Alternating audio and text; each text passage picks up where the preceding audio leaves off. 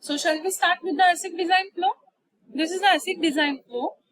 This flow is again bifurcated into three different parts, right? The first part is known as front end part. Second part is back end. Third one is physical design.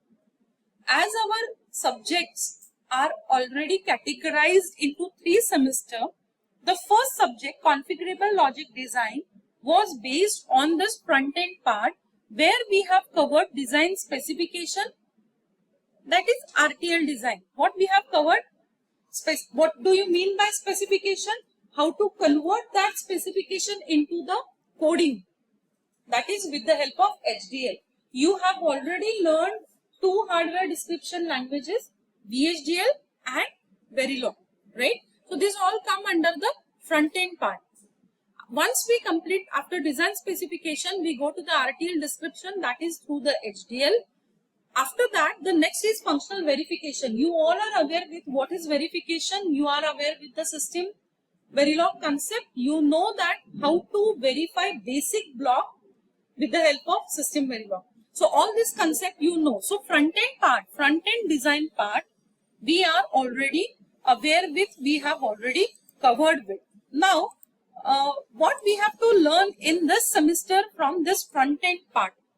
In this semester particularly, we have to go through this functional verification once again. If you will carefully see the syllabus of our particular subject, Unit 2 and Unit 3 are based on the verification. In the first subject, configurable logic design, it was expected that you will understand what is verification and verify few basic blocks. Here, the complexity has increased. One complete unit is there on UVM. Now, what is UVM? You are going to search and let me know in the next lecture. So, write it down. What is UVM? So, verification part we have to do in this particular subject in this semester.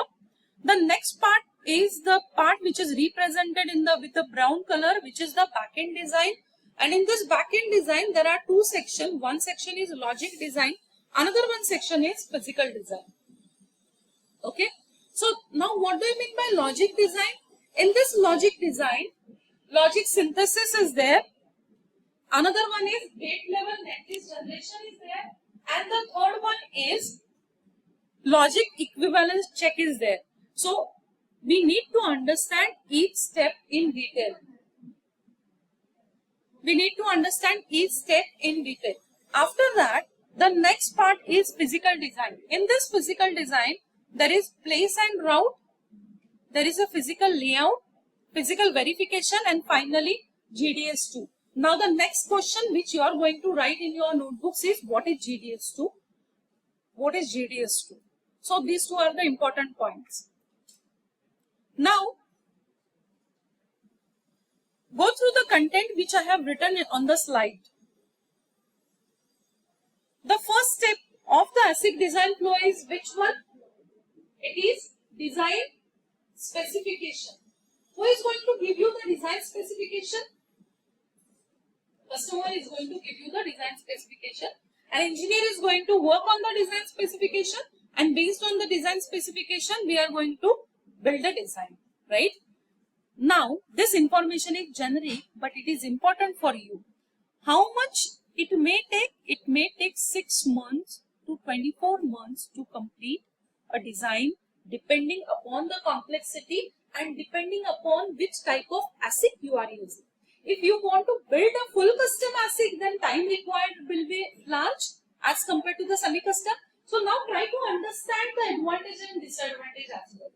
Okay. If you want to generate a full custom IC, obviously time required to start from the scratch and reach up to the GDS to end will be more as compared to the semi-custom IC. That's what the type of ASIC also matters for us. कि आप कौन से type के ASIC पे काम कर रहे हैं. Understood? So, even though the ASIC type is different, but the flow remains same. Only few points will get added into the flow depending upon step. Otherwise, the all rest steps are same. Now, we'll go one by one here. Now, the few things which I have highlighted is logic synthesis, place and route, sign off and tape out. Have you heard these words previously? Have you heard? Now you have a very good base of VLSI. Remember, तो जो अभी हम पढ़ रहे हैं ये आपका एक बार कहीं पे कवर हो ही चुका है, बस only you have to remember it and we need to increase the complexity. So logic synthesis, what do you mean by synthesis? You know, because in the I think first semester CLD only we do have one separate unit on the synthesis aspect, right? So there we have learned what do you mean by synthesis and how it works. Now in this particular semester, even though the synthesis is not directly included in your syllabus, but still I will try to take 1 or 2 sessions on the logic synthesis also, because VLSI engineer, a very important aspect of VLSI engineer is that person should know which hardware you are going to infer. Okay, I repeat my sentence. When you do the programming, soft core programming like C, C++ or any other soft languages, you will not take care of the hardware. But here, verification engineer, you may work as a verification engineer, you may work as an RTL designer, you should be aware आप कौन से hardware पे काम करने वाले हो. What will be ultimate hardware of your design? What should be? What could be? So that's what the logic synthesis is very important for us. Then the second one is placement and routing.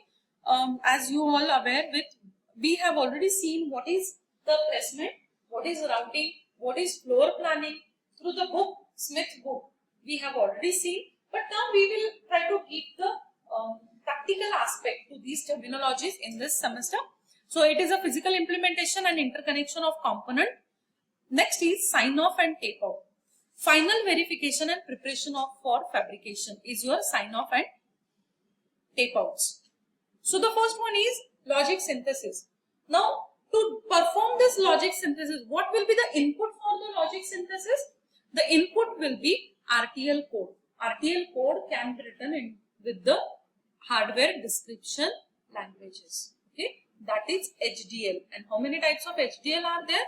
2 types of HDL are there. One is Verilog, another one is VHDL. So it is written into the Verilog or VHDL.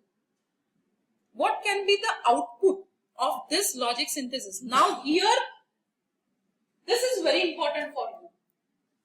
Why it is very important? अब तक हमने देखा है कि what do you mean by synthesis? It converts your description language into the hardware that you know mapping. What is exact output from the logic synthesis tool? There are different tool sets available which will dedicatedly perform on the logic synthesis. Now you have worked till now on the Vivado. So all the aspect, synthesis was taken care by Vivado, placement and routing was taken care by the Vivado. So you have what you have done? You have worked on the FPGA design flow, where you have given the code, bit file was the output, you have downloaded that code into the FPGA and gone through, right? So here, particularly RTL synthesis, RTL, its output. What is the output of this logic synthesis? Gate level netlist, and it represents the design using standard logic gates. Now few different report can also be generated through this synthesis tool, and that report can be timing, power and area. So SDC file, that is synopsis design constraint file, can be generated through this synthesis tool. And one very important aspect and very important point, you are going to write it in your notebook. DFT, that is design for testability insertion, is also done in this stage to verify chip after fabrication. Okay, so that is very important. We'll discuss about it. Rather, I will reframe my sentence. DFT we have worked it. Now you know what is DFT. That is design for testability. You know that what extra hardware we need to incorporate into design to make the design controllable and observable, right? We have seen how your one flip-flop can be modified to make the design controllable and observable. Do you remember last semester we have seen? So that all things come under this particular logic synthesis stage. Okay. So in the design flow, the first is design specification. RTL description, functional verification.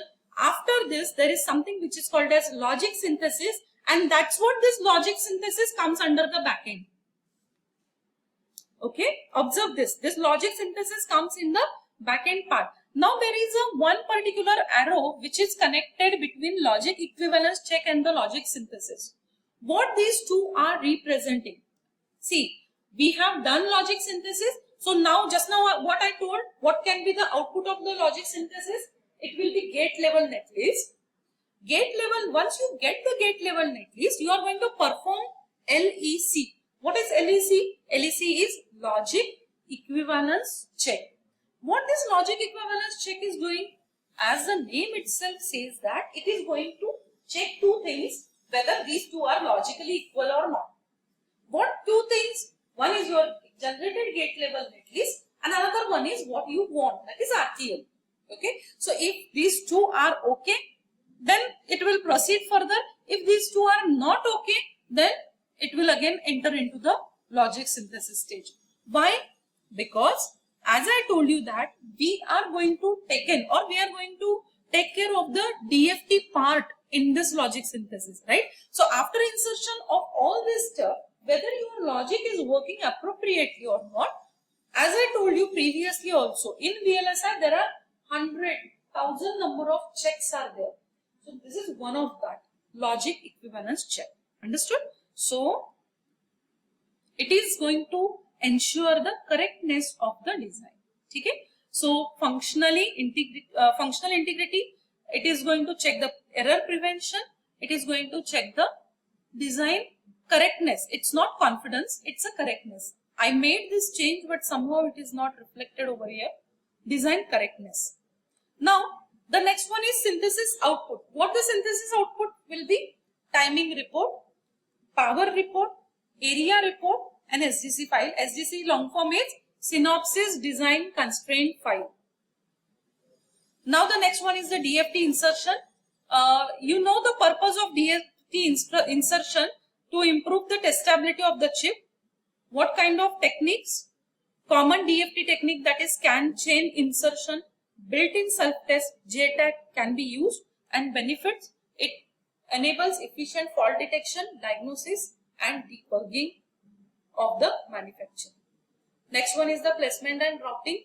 When you are doing the PNR, place and route, you are going to work on exactly physical connection between the ICs. So these are few steps which can be used as an PNR substages.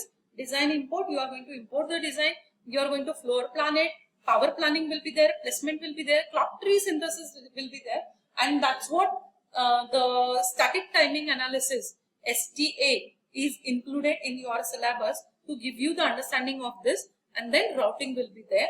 So final is sign-off technique. We have already seen what different sign-off verification techniques are available, and these are different techniques available through which you are going to do the design as in sign-off, and ultimately you will reach to the JDS2 flow. So this is about all the ASIC design flow. Okay. So now in the next part we will talk in continuation with this. Whatever remaining part is there, that we will continue, and then we'll talk about the abstraction level. Okay.